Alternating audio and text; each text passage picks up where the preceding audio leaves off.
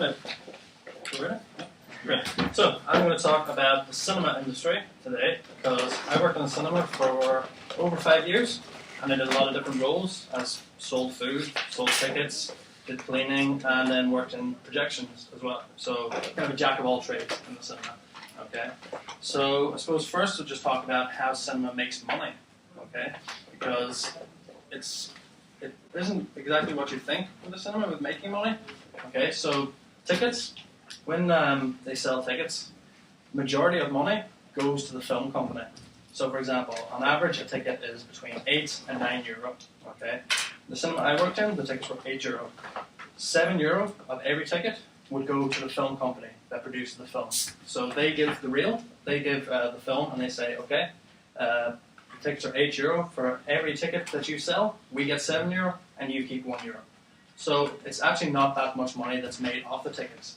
So, as you all know, when you go to the cinema, it's very expensive for food. Food is always the most expensive thing. Popcorn is a rip-off. Drinks are a rip-off. Sweets are a rip-off. Because that is why they make the money. That's how they make the money, sorry. The more expensive the food, the more money they make. So, the biggest money maker is popcorn. Okay? Popcorn is a crazy, crazy, crazy markup. If you set up just a popcorn stall, you could make a fortune. So, say for example, we would get 10 kilogram bags of pips, just the pips in, okay? One of those is, how much is it? €28 for a 10 kilo bag of pips, okay? How much money do you think you could make off that? If you made that into popcorn and sold it, just guess, any figures, does anybody have any idea? No, more than 10, because they pop it Yeah, I'm trying to into think this what size. size do they grow? This big? So maybe this big, first of all. You know this mathematics so old. Yeah. How big is 1 kilo of popcorn? Well, a 10 kilogram bag is a big... Wait. I mean, 1 kilo of inflated popcorn.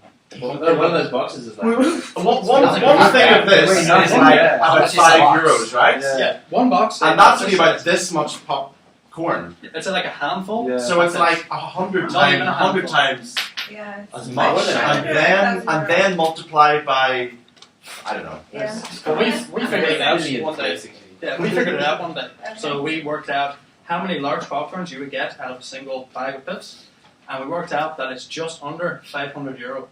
From a €28 bag of pips, you can make, I don't know how many percentage markup that is, but it's over €450 of a profit off one bag of pips.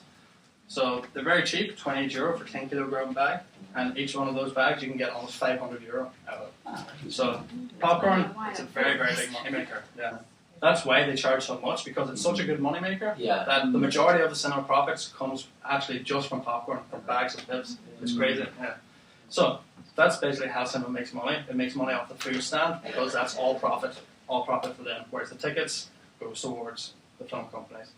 And every night then, once you've totaled up the amount of tickets sold, film company will ring up and look for figures. So you'll say, say Iron Man sold 600 tickets today. It's made €2,600, and they take down all the figures, and that's how they get then the top 10 films, the grossing films. They take the profits then, and then they can see which films are the most successful. And do they contact every cinema, or do they do a sample? Every cinema, every night. Every There's day. a certain Because the record industry, now they've got downloads, but they used to just go to a few HMVs and virgins. They didn't get asked for everyone. No, there's a certain company. I think there's a different company in each country that their sole purpose is just. For us, it was at the end of the night, around 10 o'clock at night, or after the last film had finished. They would ring up and look for the figures, and they would go around and do that to every cinema around the country. Crazy that hasn't been like computerized yet, and there's not just Patil doesn't just send a summary email at the end.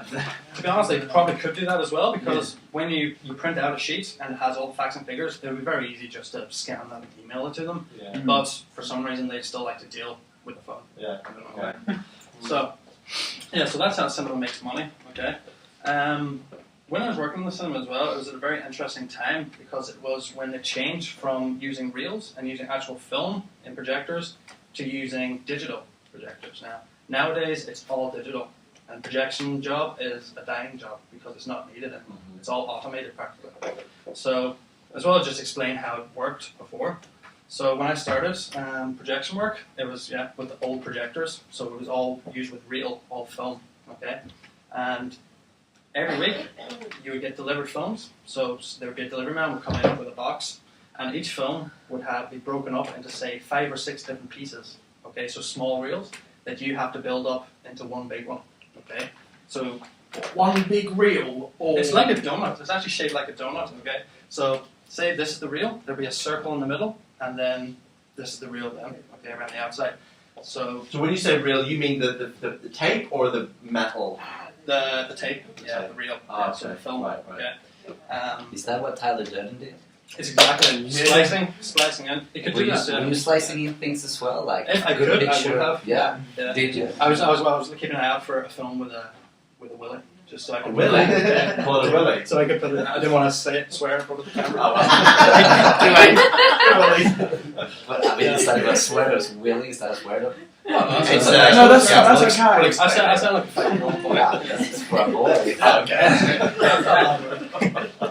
So so a film would come in, maybe say 5 parts, okay, and you'd have to build it up into one big part from one big reel.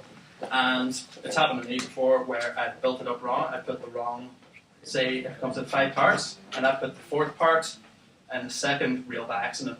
So it's at the start of the film, something nice is happening, and then next thing, boom, it's like a big action scene, and then it just goes back to normal. Yeah. So this happens as well, which is why we had to test each film every week. And usually the films got delivered on a Wednesday, so we'd build up the films, and then we'd have to test run them then at night after the last film is finished. And it was probably the best job, and one of the most entertaining jobs I've had, because I was getting paid to stay in and watch movies every week. It was great. In the cinema. Yeah. So it was great. So sometimes I'd call my friends, tell them to come over, get a takeaway or something, and we'd just sit in, have the whole cinema to ourselves, and just watch films. It was great. Yeah. It was good. It's a mixture of both. But it was still fun. It was good. I'd start at maybe 12 o'clock, 1 o'clock at night, and stay in. Might have to watch 2 or 3 films in a row sometimes, so it might not be out till maybe 5 or 6 in the morning. But it's fantastic. It was great. Yeah, getting paid to watch movies has been great.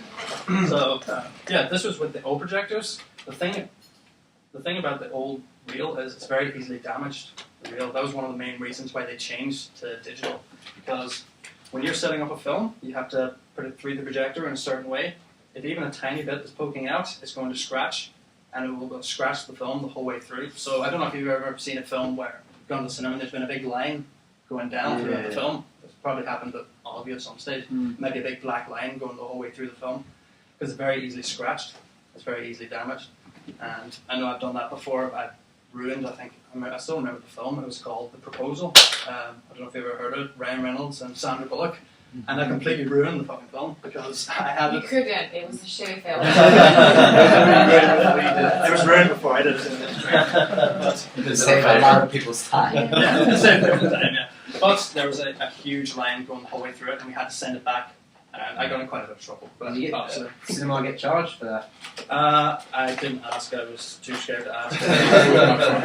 He was going crazy, so I just left and ran off. I didn't want to deal with that.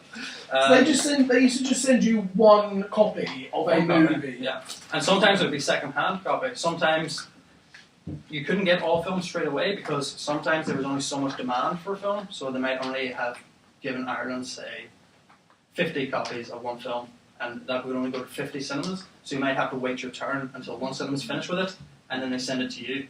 And then by that time, then sometimes it is a bit damaged, so there's nothing you can really do about it. So that was up until about 2010. We were using the old projectors, and then we did the switch to digital.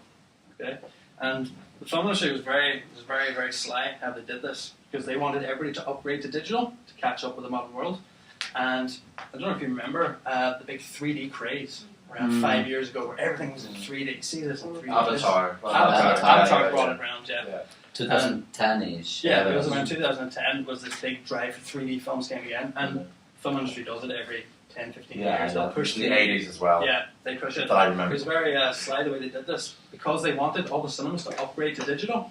So this is why I wanted to drive behind 3D. So it's like, well, if you don't have a digital projector, you can't play 3D, so you have to upgrade. Okay. So most cinemas now have upgraded because now they've kind of stopped using film a lot. Film isn't used to produce anything anymore. Even directors Like Christopher Nolan, Quentin Tarantino, they're one of the only few now that actually shoot with film. Right. Mostly it's shot digitally. Yeah. So 3D was one of the main things behind this, was to kind of boost all these cinemas to upgrade.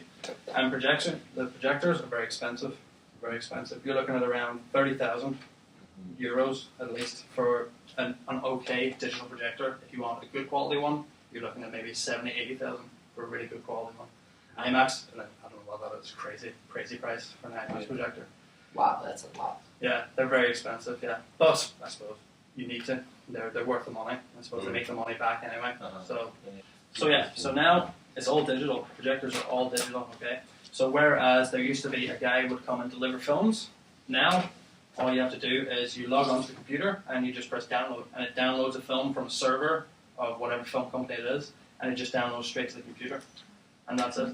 That's how films are transferred nowadays. And then all you have to do is you just load it onto the projector, and that's it. How much security is Last of all, then I suppose just to talk about is a lot of people now think that cinemas are dying out because nowadays we have Netflix, we have so many different ways to watch films. I know I've done it before that if a film is in good quality online, just watch it at home. You know, it's so easy to do nowadays, and a lot of people do it. So some people say that cinemas are dying out, and they're a dying breed, basically. But I don't think they are, really. No. I suppose with students now, what can I link this in with teaching? Everybody likes to talk about their favourite films, you know. Even people that don't really like films, everybody still has one or a few that they really, really like. And it's one of the things that people like to talk about. So I think it's quite a good thing to be able to bring to students as well. So